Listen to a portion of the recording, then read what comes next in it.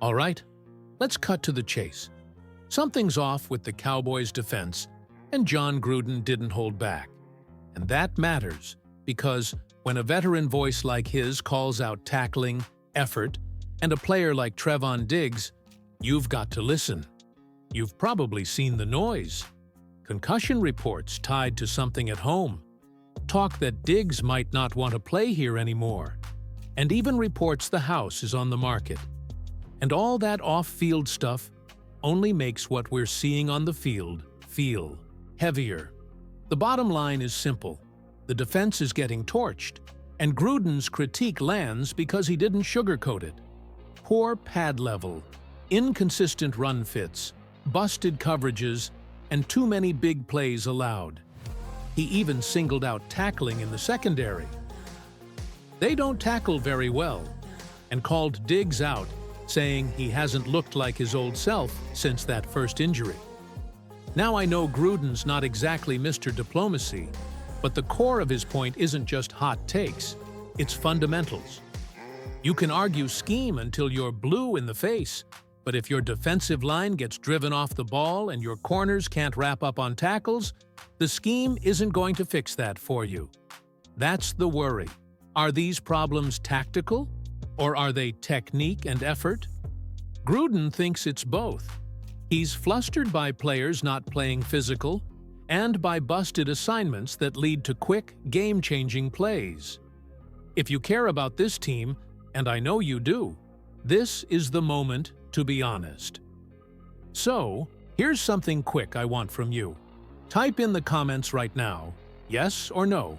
Do you think Trevon Diggs is the same player he was before the injury? Be blunt. I'll be reading those replies as we go. And if you want more detail like this, hit subscribe. We're pushing hard for 16,000 subscribers, and every new sub helps us keep doing straight talk about the boys. Smash the like button if you agree with Gruden's point about physicality, or if you want the Cowboys to stop giving up those easy, big plays. When you really break down what John Gruden said, it's clear he wasn't just ranting, he was teaching. His biggest point? You can't separate effort from execution. He talked about the defensive line's pad level being way too high, which basically means those guys are standing up too tall off the snap. When that happens, you lose leverage, and when you lose leverage, you lose the line of scrimmage. That's why Carolina, of all teams, managed to bully this defense up front. Gruden said, "They got whooped," and he's right. When a former coach uses that word, it's not about one bad game. It's about an attitude problem. He said it himself. The Cowboys aren't playing physical football. That's not scheme, that's pride. Now, some fans want to blame the scheme, and I get it. Matt Eberflus's system is very different from what Dan Quinn used. It's zone-heavy, it's about discipline and spacing, and it's not built for improvisation. But when Gruden listed those rankings, 31st in IBRI scoring, 32nd in total defense, 29th against the run, 32nd against the pass, that's not just on the whiteboard. Those are numbers built on missed tackles, bad angles, and defensive backs hesitating because they don't trust the call or their own technique. And that's where the scheme versus effort argument gets tricky. You can teach a scheme, but you can't coach heart. What makes this situation worse is how inconsistent the communication looks on the field. You see corners and safeties looking at each other after a play, like they're trying to figure out who was supposed to cover deep middle or who blew the flat. That's what Gruden meant by whiplash. The secondary constantly turning to chase the ball after it flies over their heads. That's the image that sticks. Because it's not just bad football, it's embarrassing football. So I want to know what you think. Be honest. Do you believe the Cowboys' problem is more about coaching or effort? Drop one word in the comments. Coach or player. I'll tally the votes and read them on our next live. Let's talk about Trevon Diggs, because that's the part of Gruden's breakdown that hit home for a lot of Cowboys fans. When he said, "Their corners don't tackle very well," he wasn't exaggerating, and Diggs was front and center in that criticism. The truth is, since that injury, Diggs just hasn't looked like the same player. Not in his movement, not in his confidence, and certainly not in his physicality. Before, he was aggressive at the catch point, playing with swagger and anticipation. Now, you see hesitation. You see him reacting instead of dictating. And that's not the Diggs we used to watch lock down receivers and take the ball away. You can tell even some of the coaches are frustrated. The talk in the coverage about Diggs rebelling against the scheme says a lot. That's not just about missed assignments. That's about a player who doesn't fully believe in what he's being asked to do. Remember, Eberflus's defense demands corners who can tackle in space and hold their ground in zone coverage. That's never been Diggs' strength. He's a gambler, a ball hawk, a player who thrived in one-on-one situations with freedom to read the quarterback's eyes. But Gruden flat out said it. He doesn't see Diggs winning those matchups anymore. He even pointed to the play against the Bears, a quick jam gone wrong, where the receiver blew right past him for a long touchdown. That's not just one bad rep. It's a symptom of something deeper. Now, I don't think Diggs forgot how to play football. But when you lose confidence in your body after an injury, and when you're trying to learn a new system at the same time, things can snowball fast. The frustrating part is that his contract and reputation make him hard to move. Even the host of the original clip asked the same question. Who's trading for a corner that looks hesitant, out of sync, and at odds with his own coaches? The Cowboys may be stuck hoping he regains that old edge, because if not, this secondary ceiling drops in a hurry. So here's a quick one for you.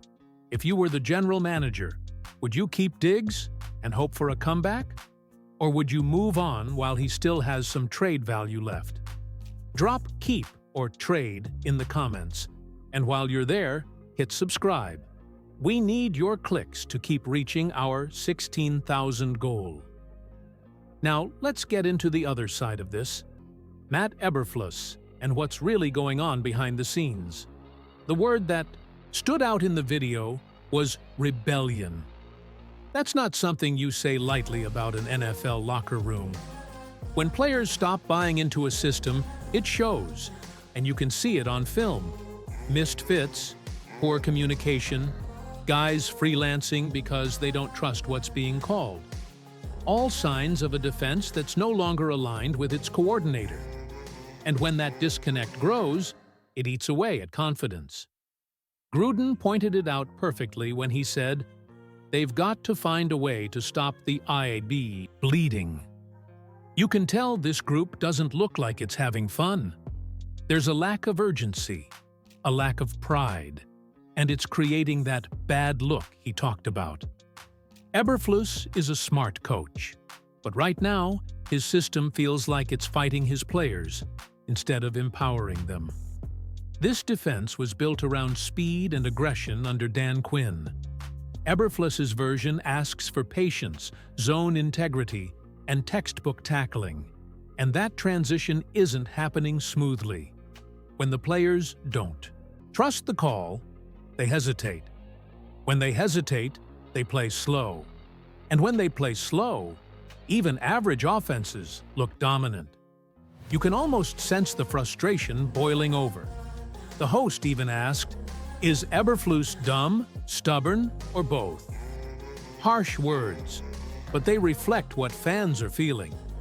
That something has to change. So what does change look like?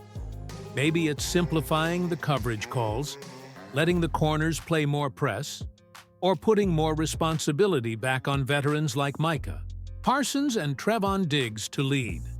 But if Eberflus keeps forcing a scheme that doesn't fit his personnel, this defense won't just struggle, it'll fracture. I want to know where you stand on this one. Should the Cowboys coaching staff adjust the scheme right now, or ride it out and hope the players catch up? Drop a simple yes or no in the comments, and if you haven't yet, hit subscribe. Every click helps us reach our 16,000 subscriber goal. At this point, there's no sugarcoating it. The Cowboys defense has been exposed. The stats don't lie, and the film doesn't either. But this isn't the time for panic. It's the time for accountability. John Gruden's breakdown, harsh as it was, actually laid out the blueprint for how to turn things around. It starts with effort. If this defense gets back to playing with pride and physicality, the scheme will look a lot better overnight. That means winning at the line of scrimmage, setting the edge, wrapping up on tackles, and communicating through every snap. No more confusion, no more pointing fingers, just football. Then comes leadership.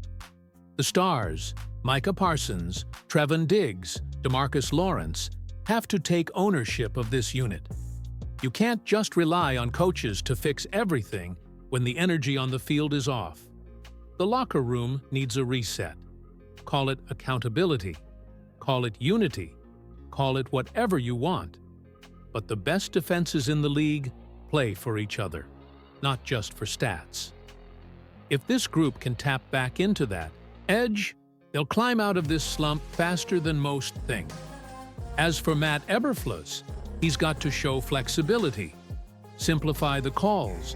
Let your playmakers play. Sometimes a coach earns a locker room back not by being stubborn, but by listening.